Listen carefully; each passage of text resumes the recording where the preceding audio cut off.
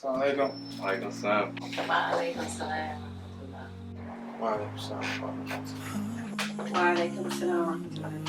My name's Rafi. My name's Rafi. Yeah. My name's Muhammad. My name is Musa Abdurrahman. I am 35 years old. I've been in the community of Masjid as-Saffat all of my life. My name is Sister Hafiza Abdurrahman, and I am a Baltimore native and member of Masjid as-Saffat community and one of the founders of the Islamic Community School. Here where we are right now. My name is Abdul Sameen Muhammad, born and raised in West Baltimore. I'm in the community of Masjid as-Saffat and also Masjid community, and I love my upbringing. My name is Rayhana Bint Yahya, and I am co-principal here at the Islamic Community School and also one of the founders of the school. This is our 35th year, so we're very excited about that. You feel it in here. There's no escaping it. I'm asking for the hope.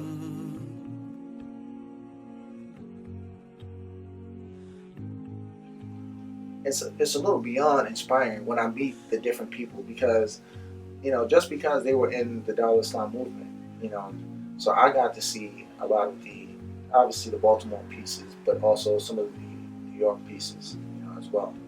And I call them pieces because it's like pieces to a puzzle. Alhamdulillah, a lot of the history, a lot of people don't really talk about, but at first there was no masjid. So, as a matter of fact, this is why Hopkins is so important because a lot of the students, at the time, there was no MSA, so they were meeting and doing Jummah, at Hopkins. My father at the time, he was living in DC, and he was actually asked to leave DC with his family and move to Baltimore to establish, masjid. So alhamdulillah, that's what he did.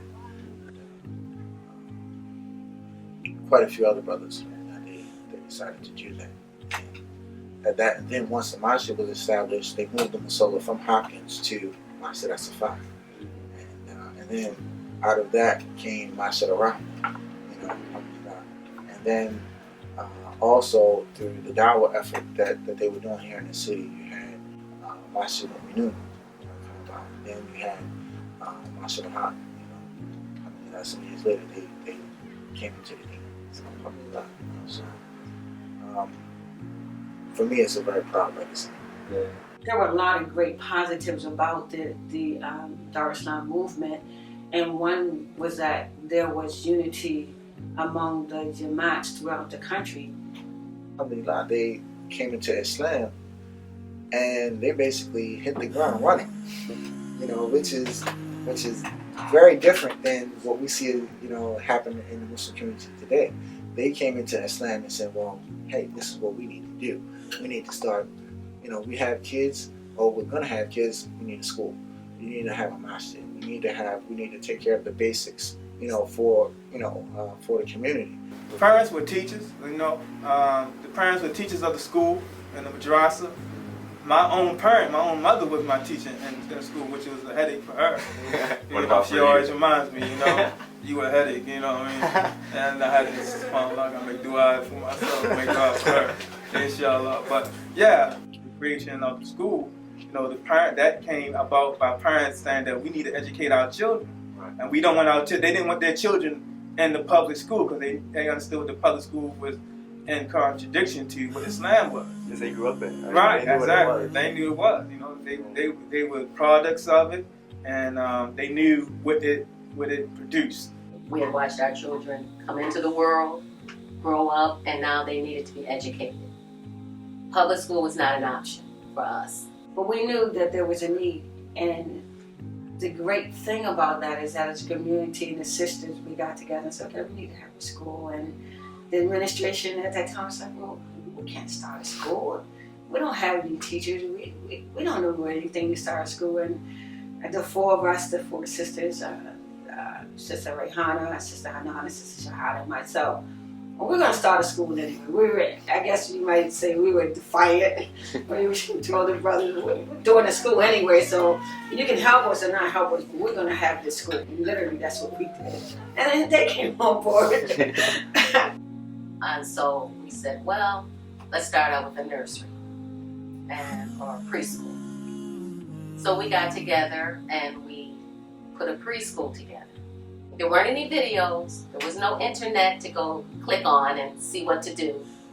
So we had to figure it out. We had to go to the library. We had to rent books, borrow books, read. There was still reading going on then. We had to read. We had to research. Then every year we would just add another grade or two. Then we got to the point where we needed a high school. So we thought, no, this is real. this is gonna take a little more. None of us at that time were educators, and pretty much a lot of us didn't even have a degree in anything. Somebody had to be trained. We were gonna do high school. If we were gonna take these kids any further than like fourth grade, third or fourth grade, we needed somebody, a couple of people with an education background. So we went back to school and taught here, went to school, went to Compton, right down the street. So we'd get on the bus, no cars then. We'd get on the bus, we'd ride down, I'd take a class or two. I'd finish that class, go back out North Avenue, get on the bus, come back down here, teach some more, get back on the bus, go back down to Compton. And we did that. I did that for 4 years, of school. But we graduated. We graduated on time.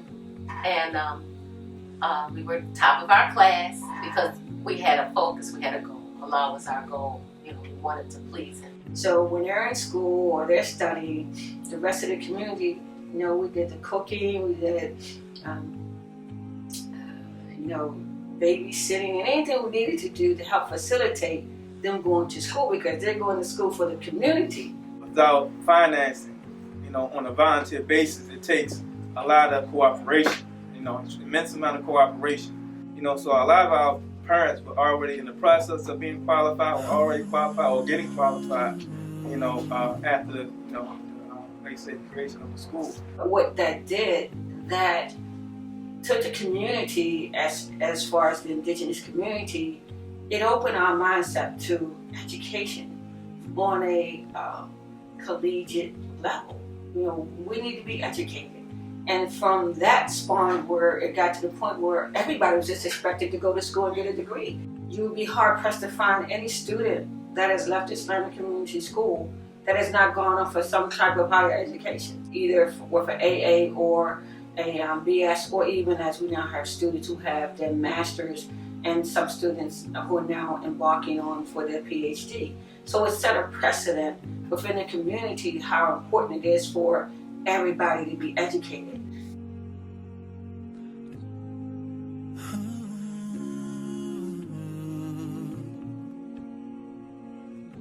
We would be studying something that would, first of all, that would last this long.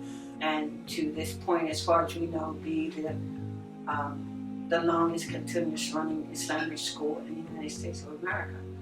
Who knew that? Whoever thought that this little group of people would, in essence, create an institution? That's a big word, coming from, our background, our humble background, that, hey, we have institutionalized Islamic education in America. Who knew?